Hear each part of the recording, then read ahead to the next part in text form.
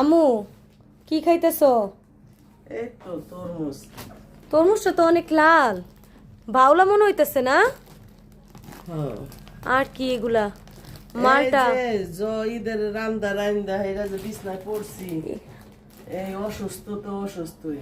হ্যাঁ, ঈদের দিন থেকে যে অসুস্থ, বিছনা থেকে উঠতেই পারে না। আজকে তো মনে হয় একটু ভাল লাগতেছে না? হ্যাঁ, ওই যে তুইছি যে রাত্রের সময়তে খিদে লাগলে। এটা কি আনছো? কেক?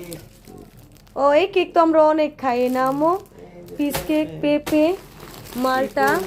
আর এটা কি চা দিয়ে খাওয়ার জন্য টোস্ট বিস্কুট আনছো? হ্যাঁ। চিনি টানো নাই? না। ও, তোমার তো চিনিরই খাওয়া নিষেধ। বুতুন, তুমিও মামামের সাথে খাইতেছো? তরমুজ কিভাবে খায়? এইভাবে দেখি তো।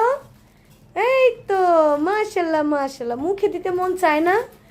ওর একটু খাবার খেতে মন চায় না। আমার ছেলেরও ঈদের দিন থেকে কি জ্বর। এখন আল্লাহ রহমতে ভালো আমার ছেলে।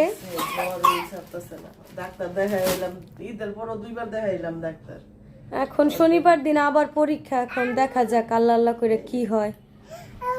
তাহলে খাও আম্মু। কিছুই ভাল লাগে না।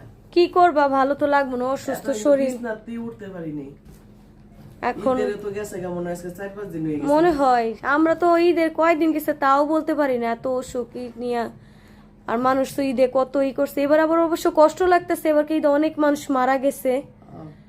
আল্লাহ সবারই জান্নাত বাসী করুক।